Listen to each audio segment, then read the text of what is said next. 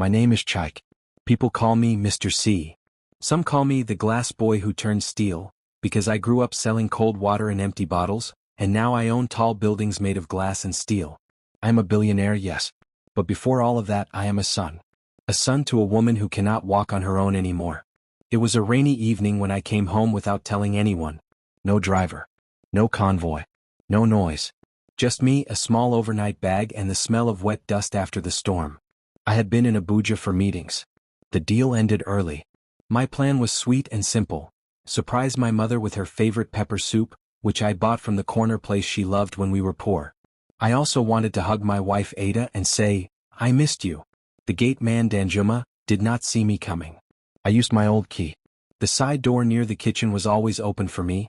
I kept that rule from the old days. I stepped in, shoes quiet on the tiles. The house was too still. No TV. No music. No laughter. Then I heard a sound that did not belong here. A sharp, soft crying sound. Not a baby. Not a cat. It was a human sound. A whispered, please, and then a muffled thud like a pillow hitting the floor. My heart jumped. I knew that voice. I knew it deep in my bones. I walked faster. The sound came from the back living room, the warm room my mother liked, where the afternoon light was gentle and gold. I turned the corner, and I froze. My mother, Mama Ngozi, was in her wheelchair, half-turned, one arm up to protect her head. She was crying. My wife Ada stood over her. Ada's face looked like stone, calm, cold, not shaking. In her hand was a house slipper. She raised it again. "Ada," I said. My voice came out hard and loud. The slipper hung in the air. Ada turned slowly and saw me. Her eyes did not change. Not shock. Not fear. Just two flat lakes. Behind her, our housekeeper, Kemi, stood by the curtains with both hands over her mouth. Kemi's eyes were red. She had been crying. Everything in my body wanted to run forward, to block, to shout, to grab, to make it stop. I felt the old street-hot anger rise in me like fire. But my mother looked at me, and in her eyes I saw something else. Not just pain, but worry. Worry for me. Even in that moment, she was protecting me with her eyes. "Ada," I said again lower. She blinked slowly. "You weren't expected," she said, as if she found me by the fridge at night. Her voice was smooth and empty. "Why are you here?" Kemi whispered, "Oga," but Ada shot her a look and Kemi bit her lip. I looked at my mother. The scarf on her head was loose. A small strand of her gray hair stuck to her cheek. Her left leg, the weak one, had slid off the footrest. She tried to pull it back with her hand but could not. I stepped toward her. Ada lifted the slipper a little higher, like a warning. "Don't," she said. She said it gently like a teacher, but the room turned colder. I did something no one expected. I did not shout. I did not strike. I did not rush. I reached into my pocket and pressed a code on my phone. 4 taps. Somewhere in the house, locks clicked. The windows sealed. The gate closed again. The safe mode of the smart house came alive. No one could go in. No one could go out. Not for a while. Ada heard the clicks. She did not move. "Chike," she said, almost smiling. "What do you think you're doing?" I stepped between her and my mother. I knelt and set my bag down. I touched Mama's hand and said, "I'm here." Then I looked up at my wife and said calmly, "Ada, give me the slipper." Her smile grew, but it did not reach her eyes. She opened her palm and let the slipper fall. And then, the lights went out. The house dropped into a quiet dark. The only sound was the rain outside and my mother's soft breath. "Let me go back, because you should know who we all are before the storm carries you away. I am Chike Okafor, son of a tailor and a cassava farmer.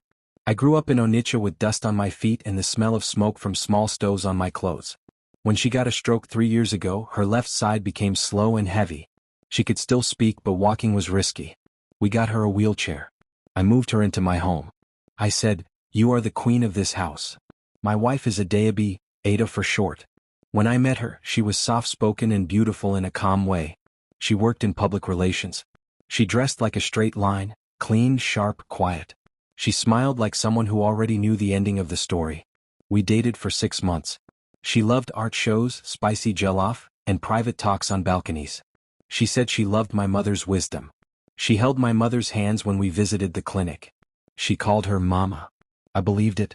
I wanted to believe it. Hope is a kind light. It can also hide small shadows. We married in a garden by the sea. People said we looked like a magazine cover, tall flowers, small cakes, everyone laughing. My friends clapped my back and said I had won both love and life. My business grew. We built Okafor Tower, a bright building that wore the sky. We launched Kind River Foundation, a charity that paid school fees for children with one parent or none. We sponsored a small clinic that helped people who could not walk. We told the world, kindness is not soft. Kindness is strong. My parents moved into our house 1 year after the wedding. My mother had fallen in the kitchen at her old place. I asked the architect to build smooth ramps around the house. We trained everyone, drivers, chefs, cleaners, how to help her move safely. We hired a physiotherapist, Tommy, who came 3 times a week with gentle hands and slow smiles. Ada was polite to my mother. She never shouted in front of me. She always greeted, always brought flowers, always posted sweet messages on social media on Mother's Day and Strong Women Week. People wrote comments with red hearts and clapping hands. I saw those posts and felt safe. But kindness on paper is not the same as kindness in private. Small things started to whisper. Pillows moved from my mother's chair and disappeared. The TV remote was placed far from her reach. A glass of water would sit just beyond her fingers. My mother would laugh and say, "My son, my left hand is lazy today," and I would move the glass closer and kiss her forehead. I told myself I was overthinking. I told myself big houses are a little clumsy. I told myself peace is better than pushing. Most of all, I told myself trust is the bed of a marriage. There were other whispers. One day, Kemi came to me with red eyes and then stopped at the door, swallowed her words and said only, "Olga, do you want more tea?" Another day, Tommy the physio sent me a message. "Sir, the schedule changed again. Your wife moved Mama's session to the evening, but that is when Mama is the most tired. Please advise." I called Ada. She said, "Oh, it was a mistake. I'll fix it." She spoke like rain on a metal roof, fast, light, noisy, but leaving no water in your hands. I said okay. When I traveled, I called home every night. I spoke to my mother. She said she was fine. She always says she is fine even when she is not. "My Chike," she would say, "focus on your work. God is here." I listened for sounds behind her, laughter, music, the slow click of her wheelchair. Most nights I heard nothing wrong. Most nights I slept. That rainy evening, I did not plan to catch anything. I planned to give something, a surprise hug, a hot bowl of soup, a kiss for my wife and a quiet night. But when I walked through that side door and heard that soft cry, the house felt like a different place. Kindness was not in the air. Something else was. How did the lights go out? The smart house can switch to backup when the main power fails. It is supposed to be smooth. That night it was not. The power cut clean. The air felt like a held breath. "Generator will come," I said to my mother in the dark. "Hold my hand." "I'm holding," she said, and she squeezed my fingers. Her hand was small and warm. "Open the doors," Ada said. Her voice floated in the dark like a white scarf. "You cannot lock me in my own house." "It's our house," I said. My voice was not loud. It was simple. I pulled my phone light on and pointed it to the floor. I did not want to blind anyone. Kemi's face showed in the weak circle. She looked scared. I spoke to her gently. "Kemi," I said, "please bring Mama's shawl. And water." "Why, yes, sir," she whispered and ran. Why did I lock the house? You might ask. I locked it because truth runs fast when fear is chasing it. Doors opening and closing can swallow facts. I needed everyone here still, safe until light returned. Light for the room and light for the truth. "Chike," Ada said, "this is madness." "What happened here?" I asked. "She insulted me," Ada said. "Your mother insulted me. She threw a spoon at me. Ada paused as if choosing a card from a table. "She tried to hit me with her stick. My mother does not use a stick. She cannot stand on her own." But I did not argue. Not then. I only filed the words in my head like papers to check later. In that soft cone of light, I picked up the fallen slipper and placed it on the table. I put my hand around my mother's shoulder and adjusted her leg back on the footrest. She winced a little. I felt heat rise in my chest again, but I breathed slowly through my nose, like Tommy taught her to do. "Are you hurt?" I asked my mother. She shook her head, then nodded, then shook again as if her words were stuck in a net. She looked at Ada. She looked at me. "I'm okay," she said, but her eyes were not okay. The generator coughed alive. The lights blinked back, soft at first, then normal. The room returned, but it did not feel like home. Ada stepped back into the light. Her hair was perfect, not a strand out of place. She looked at her watch, then at me. "I have a gala in 30 minutes, she said. "Kind River donors will be there. We cannot have drama. I smiled without joy. We already have drama, I said. Ada breathed out through her nose very slowly, then ended. Open the doors. Kemi came back with the shawl and water. She placed the shawl over my mother's shoulders, hands shaking. She gave me the glass. I held it to my mother's lips. She drank. A tear ran from her eye, down her cheek and into the shawl. I wiped it gently with my thumb, the way she used to wipe mine when I cried as a boy. In that quiet, I did the second unexpected thing that night. I took off my wedding ring. Not to throw it, not to break it, not to shout with it. I placed it on the table beside the slipper. Very slow. Very clear. I wanted it to make a small sound when it touched the wood. It did. Ada's eyes finally moved. A small flicker. What is that supposed to mean? She asked. Her voice had a little crack now, like a hairline line in glass. It means we will sit down, I said. You, me, Mama, and Kemi? Right now. And we will speak. We will speak kindly. We will speak truth. And we will not move until we finish. I pointed to the cameras in the ceiling. And we will record. Ada looked up at the camera. Then she smiled again, but this smile had teeth. Record, she said. Yes. Please record. We sat. I moved my mother's wheelchair so that she faced the couch. I sat on the arm of the chair, near her shoulder. Ada sat on the couch, back straight. Kemi stood by the wall, fingers squeezing each other. I pressed another code on my phone. The home system chimed softly. Meeting mode. Recording started. A red dot lit on the camera. Now I will tell you a little more, because big storms do not come from empty skies. They come from small clouds joining hands. When we opened the clinic, Ada cut the ribbon with my mother. They laughed together. Reporters took pictures. My mother's eyes were bright, proud, alive. I thought, this is my family. We are doing good. That night, after the lights were off, I heard my mother's voice from her room, soft and sad. Where is my prayer book? She asked Kemi. The book was always by her pillow. Kemi did not answer at once. The next morning, I found the book in the garden, wet with dew. Ada and I took a trip without phones. We ate fish by the beach. We talked about children. She said she was ready. She named baby boys after my father and hers. She said she wanted a quiet house with laughter. I smiled and kissed her hand. A week later, a driver quit. He did not collect his last pay. He left a note on a torn receipt. I cannot drive Madam anymore. She is not what you think. I kept the note in a drawer and told myself the man was rude. My mother finished a full circle with her walker between two rails at the physio center. Everyone clapped. Ada hugged her. I took a video and posted it. Thousands of people wrote, God is great. And I pressed like on each comment. My mother fell asleep in the sun because no one moved her umbrella. Her face got red and hot. She told me, it was my fault. I felt the breeze and stayed too long. But I saw the umbrella on the ground, its stand pushed away. We had a family dinner. I cooked. Ada laughed at my messy apron. Kemi danced while washing plates. Mama told a story of my father, how he once sold his only shirt to buy medicine for our neighbor. 2 days later, Tommy sent another message. Sir, Mama missed therapy. Again. When I arrived, Madam said Mama was resting, but Mama told me later she was waiting all day. I asked Ada. She said, oh, Tommy is overdramatic. Don't worry. I wanted to push, but I did not. I had a meeting. I told myself we would talk later. Do you see it? The little shadows. The small rain that gathers into a flood. I do not share this to make you hate. Hate is not the teacher here. I share this so you will watch for small signs in your own life. A kind heart is strong, but it must also be wise. You can forgive, yes, but you must also see. Back in the living room, the recording light was on. My phone screen showed 4 small boxes, 4 cameras, 4 angles. The date and time blinked in the corner. My mother's shawl looked heavy on her shoulders, but her face was calm now. She was brave. Ada, I said softly, tell me what happened. Ada folded her hands in her lap. Your mother threatened me, she said.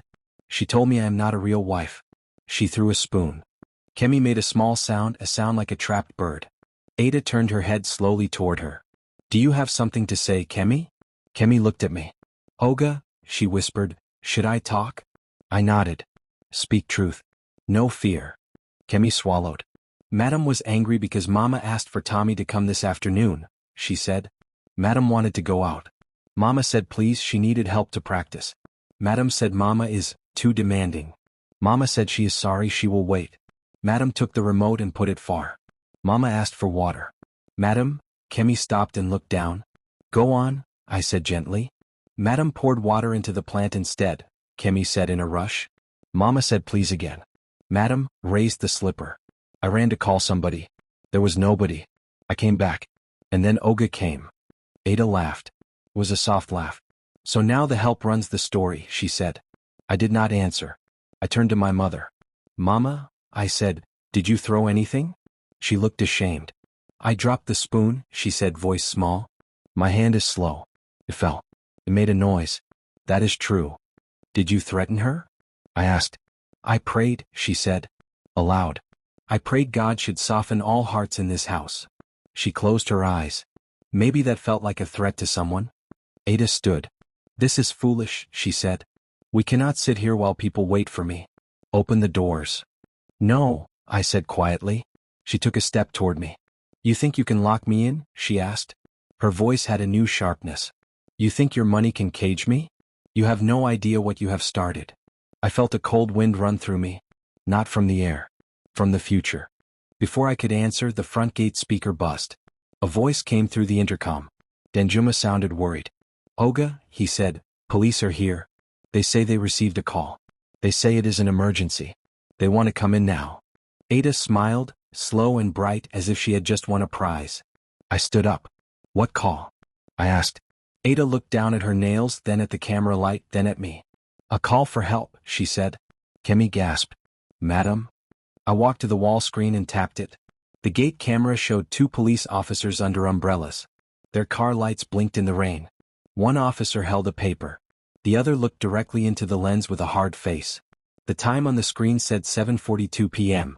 Open, Danjuma said again from the gate, voice shaking. Olga, what should I do? The smart house was still in lock mode. My code could open the small side door to let them in while keeping other locks shut.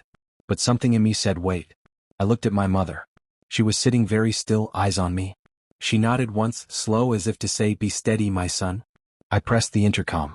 Officers, I said calmly, please state the reason for your visit. A man's voice answered through the rain. We received a report of domestic violence and false imprisonment, he said. We need to check the welfare of everyone in the house. Ada's smile widened. She pushed her hair behind her ear. Her ring shone. Officers, I said, we are safe. There is no violence here now. We will open the side door and you may enter the living room directly. The house cameras are recording. The man paused. Open the gate, he said again, slower. I looked at Ada. She did not blink. I typed the code to open the side door. As I did, another alert flashed on my phone. Security warning, camera storage wiped. I blinked. I checked the feed. The red dot still glowed. The live view worked. But the old files, the last 7 days, showed empty. Blank squares. My stomach went cold. Ada, I said, eyes still on the screen, why are the recordings gone? She tilted her head. Maybe your smart house is not so smart, she said. Kemi whispered, God. I made a choice in that moment. A clear one. I walked to my mother, took the shawl tighter around her and whispered in her ear, no matter what, I am with you. Then I turned to Ada. No more secrets in this house, I said. Not for one more minute. The side door opened. Wadair walked in. 2 officers stepped into the living room, rain on their shoulders, eyes moving fast. One held a small camera. He looked at my mother, at Ada, at me, at the ring on the table next to the slipper. Good evening, I said. My voice was soft but steady. I am Chike Okafor. This is my mother Ngozi. This is my wife Ada. This is our housekeeper Kemi. Please sit. You will hear everything. The officer with the paper did not sit. He spoke firm. Sir, we also have a protective order request, he said. He looked at Ada. From your wife. Ada clasped her hands and let a single tear stand in each eye. She was very good at this. The officer continued, we have to ask you to step away from the woman and the elderly person, and we may need to take a statement at the station. Kemi burst into words. No, please, officer, madam. She stopped when Ada lifted a finger. I took a slow breath. Officer, I said, the cameras are recording. We will cooperate fully. But my mother is disabled and needs calm. And, I faced the officers, my voice still steady. I am the one who called the lockdown because I walked in on an attack. I locked the house to keep everyone safe. I will go with you. But please first see the scene. Please look with your own eyes. The younger officer looked at my mother's face. He looked at the slipper on the table. He looked at the water on the floor under the plant. He looked at Kemi's shaking hands. He looked at Ada's very clean, very calm dress. Then his radio crackled. A voice, sharp and thin. Unit 7, update? Unit 7, do you copy? He pressed the radio. Copy, he said. We are inside. Tension is high. The older officer sighed, rubbed his temple, then nodded once. We will take statements, he said. All of you. Here first. Ada's eyes flashed, very small, very quick. She did not like that plan. She raised her voice, a little high, a little shaky, very practiced. Officer, I am in danger, she said. He is controlling the house. He is controlling us. He put us in a prison. She pointed at the camera. He is a very powerful man. He can twist this. I said nothing. I only moved my mother's chair so she could see everyone. I wanted her to feel like a person at the center, not a thing at the edge. The officers moved their chairs. Kemi brought them dry towels. We sat again. The red light blinked. The rain whispered against the windows. Somewhere in the side yard, a frog began to call like a small drum. Start from the beginning, the older officer said. Ada stood. I will go first, she said. And then, before any word could be spoken, we heard a crash from upstairs. A heavy, breaking crash like a shelf falling. Everyone jumped. The officers reached for their batons. Kemi screamed. My mother grabbed my hand. I felt her fingers dig into my skin, stronger than I had felt in months. Ada did not scream. She flinched, then lifted her chin. Something like surprise and fear, and something else, moved across her face, then disappeared. The younger officer pointed toward the stairs. What was that? He asked, already moving. I stared at Ada. She stared back, bright-eyed and shining, like a cat that knows the door you do not. I stood up slowly. Officers, I said, you asked for the beginning? It seems the house wants to show you the middle. We all turned to the staircase. The second crash came louder. Then a door upstairs swung open, and a shadow moved across the landing.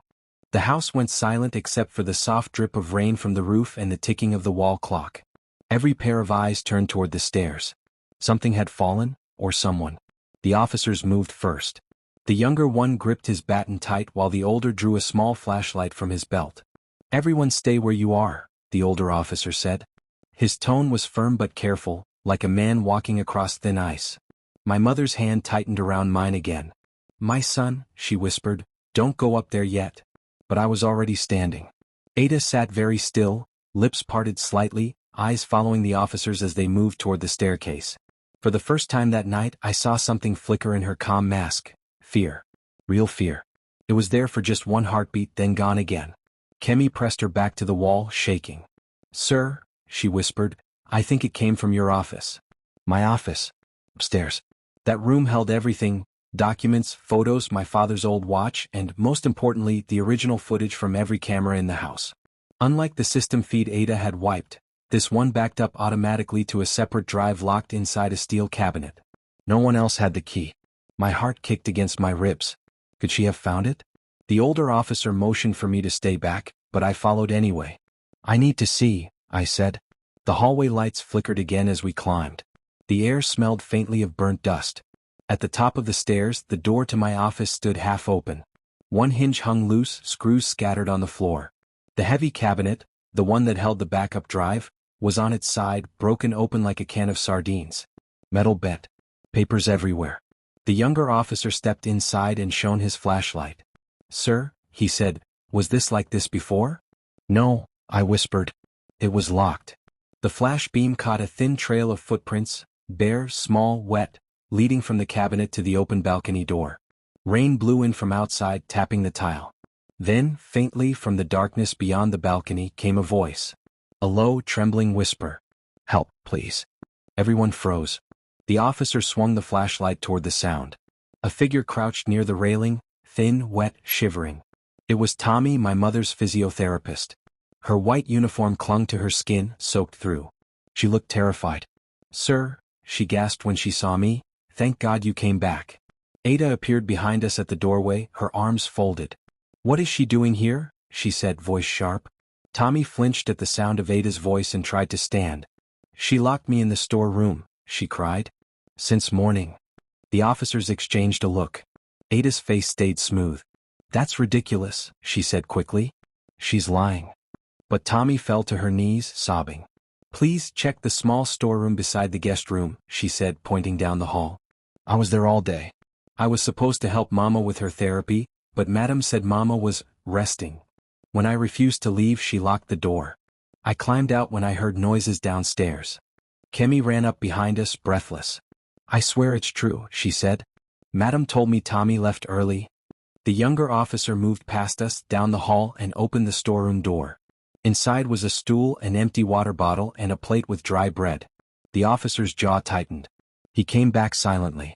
Ada stood her ground, but her eyes darted once, just once, to the broken cabinet. Then back to me. I don't know what this circus is, she said coldly. But if you believe this nonsense, then maybe you don't deserve me. I looked at her for a long time. The woman I once kissed every morning, the one who once whispered, "We'll build kindness together," was now a stranger wearing my wife's face. Officers, I said quietly, you've seen enough for tonight. Please note this. We'll cooperate fully. The older officer nodded. We'll need everyone's statements, he said. But first, madam, he turned to Ada, please hand us your phone. Her smile returned, tight, dangerous. You think I'll just, she started, but the younger officer cut in. Madam, he said, it's procedure. For a moment, no one breathed. Then Ada reached into her purse and held out her phone. As the officer took it, she leaned toward me and whispered, "You're making the biggest mistake of your life, Chike." Maybe, I said softly. But at least it'll be mine. They led Ada downstairs to finish the questioning.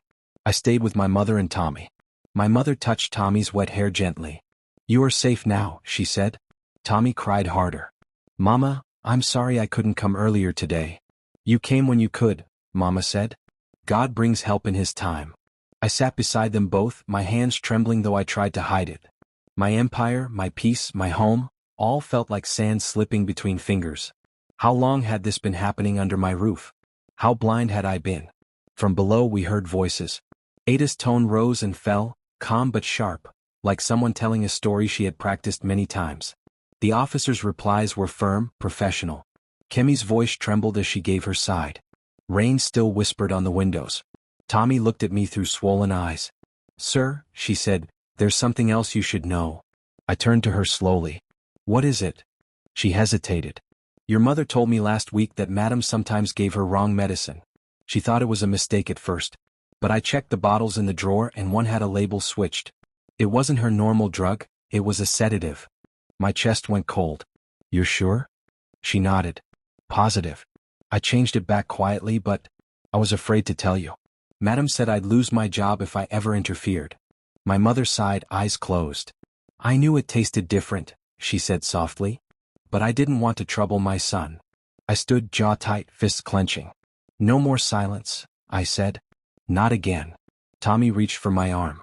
Sir, please be careful. She's clever. She always has a plan. I looked toward the stairs where Ada's voice still floated faintly.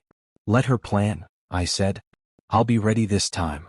Downstairs, Ada sat with her legs crossed, perfectly composed as if she were in a board meeting. My husband is having a breakdown, she told the officers. He's obsessed with control. He locks doors, records everything, even our arguments. I only called for help because I was scared for his mother and myself. The older officer took notes quietly. And you deny physically assaulting anyone? Yes, she said smoothly. Completely. And the slipper? He asked. I dropped it, she said. I was cleaning. From the kitchen doorway, Kemi shook her head in disbelief but said nothing. The officers continued questioning her. I watched from the top of the stairs, silent. I knew shouting wouldn't help now. The truth had to grow slowly, like daylight after a long night. Then, just as the questioning seemed to settle, the younger officer's radio crackled again. Unit 7, update, found a call log linked to your current address. Possible tampering with medical prescriptions. Repeat, possible tampering, requesting confirmation. The older officer's pen froze midair. Ada's hand twitched. He looked up. Madam, we'll need to see the medicine cabinet you use for your mother-in-law. Ada's calm slipped for half a second. I don't remember where the keys are, she stammered. I spoke from the stairs. No need, I said. It's in the west hallway. I have the key. The officers followed me. Ada stayed seated, staring at the wall as if calculating invisible numbers in her head. I unlocked the cabinet. Inside were rows of bottles. Some labels looked new, others smudged. The older officer examined one, frowned, then showed it to me. "This isn't the same drug as written on the label," he said. I nodded slowly. "I know." He placed it in a small evidence bag. "Sir, we'll take this with us. You'll both come to the station in the morning." Ada stood. "This is nonsense," she snapped. "He's framing me." The older officer closed his notebook calmly. "Madam, we'll sort that out with evidence. For now, please cooperate." Ada's chest rose and fell fast now, but her voice softened again. "Fine," she said. "But remember my words, this isn't over." "No," I said quietly. "It's just beginning." When the officers finally left, the rain had stopped. The air smelled of wet earth and confusion. Tommy stayed with my mother in her room. Kemi cleaned the spilled water in silence. I stood alone in the living room, staring at the broken slipper still lying on the table beside my ring. The house was too quiet. Even the night insects outside seemed to pause. Then came a knock at the door. A slow, deliberate knock. 3 times. I turned. Everyone in the house froze again. Kemi whispered, "Sir, maybe it's the officers returning?" But something in my chest said no. The sound was too careful. Too slow. I walked to the door and peered through the small glass panel. There stood a man I hadn't seen in 15 years. Uche, Ada's elder brother. The one she never talked about. The one she said had died abroad. He smiled faintly through the glass and said, "Evening, Chike. It's been a while, hasn't it?" Uche stood in the doorway like a shadow with a smile. Raindrops glittered on his lashes. He looked older, leaner, the kind of lean that comes from running from truth. Behind me, the officers straightened in their seats. Ada did not turn to look at him. She only fixed her eyes on the red recording light as if she could will it to blink out. "Evening, officers," Uche said, stepping in without being asked. I heard shouting. "I came to make peace." The older officer lifted a palm. "You were invited?" "No," Uche said lightly. "But my sister lives here. Family is never a stranger." He reached to hug Ada. She allowed it, brief and stiff, too brief for siblings who hadn't seen each other in 15 years.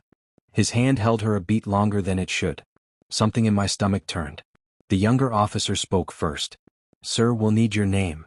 "Uche Arins," he said. "I live in Enugu. I'm in Lagos for work."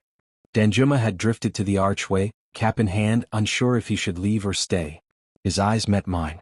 Then, slowly, his brow pinched as if memory pressed a hot finger there. "Oga," he said quietly, "I know this man." Everyone turned. Danjuma's voice grew steadier.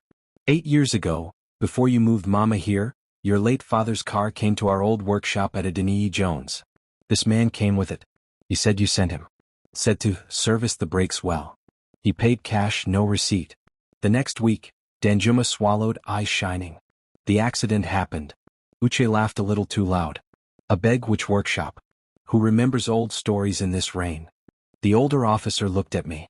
"Your father died in a road accident?" "Yes," I said. "On the 3rd mainland bridge. Report said brake failure." My throat tightened around the last 2 words. Mama's fingers trembled on the shawl. The younger officer turned to Uche. "Sir, we'll need your ID." Uche patted his pockets, performing empty. "Ah, must have left it in the car." "Then sit," the older officer said. "No one leaves." Uche sat. Ada's jaw flexed once, then stilled. From the hallway, Tommy appeared with a towel around her shoulders. She looked from Uche to Ada like a woman who had finally found the names for her nightmares. "Officer," she said softly, "the sedatives in Mama's pills, the brand is Neurocom Forte. The only pharmacy in this area that carries that exact import is Arins and Company. Remedies on OPB." The younger officer's pen paused mid-note. He raised his radio. "Dispatch, confirm registration details for Arins and Company. Remedies, OPB." A minute later, registered proprietor, Uche Arins. Active license. Last inspection 3 months ago. The room cooled by 5 degrees. Uche crossed his legs, still smiling, but his foot began to beat a tiny drum against the marble. "Many people buy medicine," he said. "Business is business." The older officer nodded once, slow. "And family is family." He turned to me. "Sir, you said your upstairs cabinet was forced?" "Yes." Kemi, who had been silently wiping water rings off the table as if she could polish the night clean, suddenly bent, frowning. "Sir, wait." She reached under the settee cushion and pulled out a black, fingernail-sized micro-SD card, wet with a hairline crack. It must have fallen during the noise. Ada's face did not move. Only her pulse jumped at her neck. The younger officer extended an open evidence bag. "We'll view this now." He slotted the card into the small reader on his body cam. The room gathered around the tiny screen as if it were a fire in Harmattan. Static. A flicker. Then a clear date stamp, April 5, 2017. My breath caught. I knew that week. I knew that date. It was 2 days before my father died. The first clip was from a narrow hallway, my parents' old house. A camera I had forgotten my father insisted the electrician install when break-ins were trending. I saw a younger Ada pass, hair longer, dressed the color of wet hibiscus. She paused, looked over her shoulder, then pulled someone into the frame by the wrist. Uche. They kissed like people who had practice. Gasps broke around the room. My knees felt weak, but I stayed standing. A cold clarity moved over me like shade. The camera must have been hidden in the bookshelf frame. He loved gadgets, loved quiet safety. He stood by the desk, shoulders squared by years of carrying more than money. Ada and Uche now apart by a careful meter. My father's voice was low but iron. "I will not destroy you," he said. "But I will not let this destroy my son. Leave his life. Both of you. Tonight." Ada's face was unreadable. Uche's mouth tightened. The sound of rain carried faintly into the room. Some storms repeat themselves. My father turned to the door. Silence except for Mama's quiet sob. Chike, my father's name, was a thin thread across a canyon. The next clip. A figure crouched by the driver's side undercarriage of my father's Toyota, hood up. The angle wasn't perfect, but the flashlight beam caught the forearm once, just long enough to show a jagged L-shaped scar near the wrist. The younger officer didn't look up. He shifted his beam to Uche's sleeve. "Roll it," he said. "Na wettin'?" Uche started, then stopped as the glove came off. His own hand, his own L-shaped scar, dark and unmistakable. My father had installed a motion focus feature. A narrow silver blade slid under the brake hose. A short spray. Liquid bled to the floor. The figure wiped, stood, and turned just enough for the camera to sketch the face. Cap brim, cheekbones, the exact slope of Uche's nose.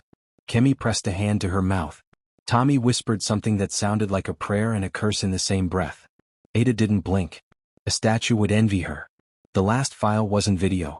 It was an audio memo.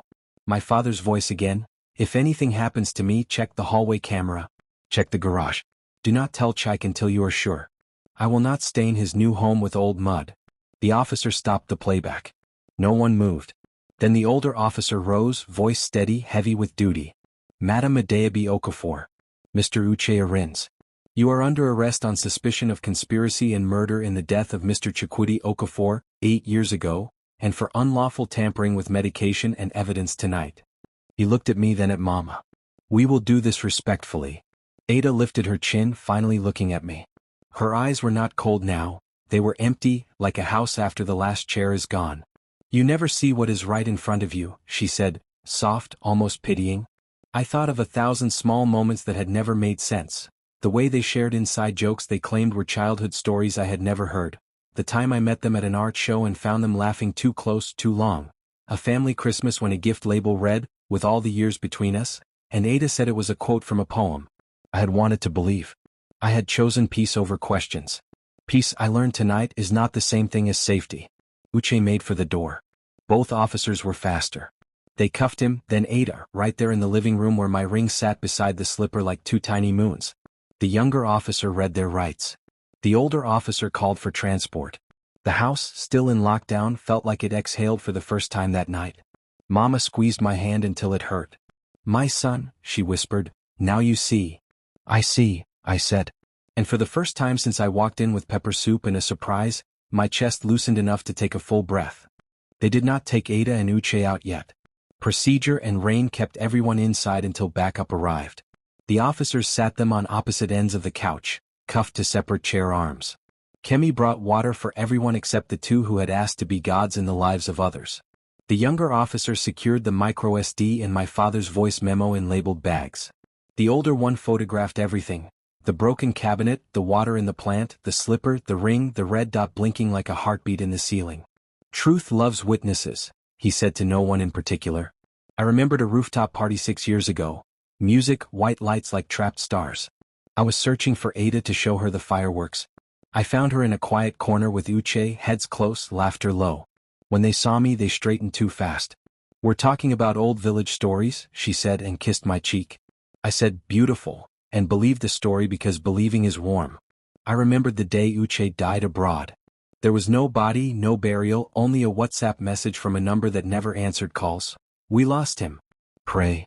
I sent money for the supposed funeral. Ada did not cry. She stared out of the window at nothing and said, "Some things are better left as memories." I took her hand. Her pulse was calm. I remembered a yellow post-it note in Ada's desk last year, 12:40, same place as before. I thought it was a lunch reminder. I brought flowers to her office at 12:35. The receptionist said she had stepped out, with a relative. I left the flowers at the front. That night she said she had eaten alone. The backup unit arrived, 2 more officers, a female sergeant with a voice like reason. They took formal possession of the evidence, rechecked the cuffs, logged the chain. "No one leaves until statements are signed," she said. "We'll transport them together." Ada turned to the sergeant. "I need to use the restroom." The sergeant nodded to Kemi. "Show her." "Door stays open." I stand at the threshold. As they moved, something slipped from Ada's sleeve, thin, metallic, the size of a house key but longer, with a tiny engraving on the head. It pinged the tile and skated under the console. Tommy stooped and picked it up. "Sir," she said, handing it to the sergeant, "this looks like a safe deposit key." The head engraving read, "Harmony Bank, Box 319. The older officer made a note. "We'll obtain a warrant at first light," he said. "But we already have enough to hold." Ada's lips pressed thin. Uche's foot drum began again. As if the house wanted a closing argument, the hallway motion sensor clicked. A frame on the wall, my father and I at a fishing dock, lines tangled, laughing, tilted and fell. The glass didn't shatter, it popped. Behind the frame, taped to the gypsum like a secret held too long, lay a paper envelope stained brown-gray with time. I reached for it with hands that had learned tonight how to be steady in storm. Inside were 3 things: a printed screenshot of a bank transfer, Nigerian Naira 3,000,000 from Chike Okafor to Uzotech Motors dated April 6, 2017. A service chit with my father's plate number scribbled, signed you. A RINS, and a short note in my father's careful hand. "If love is built on a lie, it is not a house, it is a tent waiting for wind. If you are reading this, son, remember, kindness is strong when it also keeps watch." The sergeant exhaled. "That's enough." She signaled the team. "Move them." They stood Ada first. She did not look at me. She looked at Mama, and for a half-breath I saw a flash of something, not guilt, not regret, anger that an elder had survived her design. Then it was gone. They stood Uche next. He glanced at Ada, quick, hot, the kind of glance that makes a secret audible to anyone with eyes. The sergeant saw it too. "Separate cars," she said. As they were led toward the door, Mama raised her head. Her voice was soft, but it carried. "Vengeance is the Lord's," she said. "But justice is the law's. May both find you." No one answered. The rain had thinned to a kind mist. The blue lights washed our hedges in cold color. The gate opened because the house understood that tonight, letting go was the safest thing it could do. I stood in the doorway with the officers until the vans left. When the red tail lights became 2 tired embers at the far end of the street, the older officer turned to me. "We'll guard the chain of evidence. We'll call you for formal statements in the morning." He looked at Mama and softened. "Your house did right tonight. It just told the truth," I said. He nodded. "Sometimes that is the bravest thing." When the house closed and the quiet returned, Kemi brewed ginger tea with hands that no longer shook. Tommy checked Mama's vitals, changed her into a fresh wrapper, tucked the shawl like a cloud around her shoulders. I sat on the carpet at their feet, a boy again, head against the side of the wheelchair, feeling the deep tired that comes after a long fever breaks. Mama stroked my hair with her good hand. "My son," she said, "we will not speak curses here. We will speak truth and then rest." So I spoke it. "My father was killed," I said, "by the 2 people I trusted with my table. And yet," Mama said, eyes wet and bright, "you still have your table. And you still know what love is." I picked up my ring from beside the slipper. I did not put it back on. I set it in my palm, closed my fingers, then opened them again and let it rest in the light. The band looked smaller tonight, as if it had lost weight carrying what it carried. "Tomorrow," I said, "we'll change the locks, we'll change the meds, we'll change the air." "And the prayer?" Mama asked. "That never," I said. Kemi smiled through her tired. Tommy sighed like someone setting down a heavy bag. Outside, the street dogs finally began to bark at the moon the rain had hidden all night. Lagos breathed. The house, which had watched silently for years, seemed to stand a little straighter.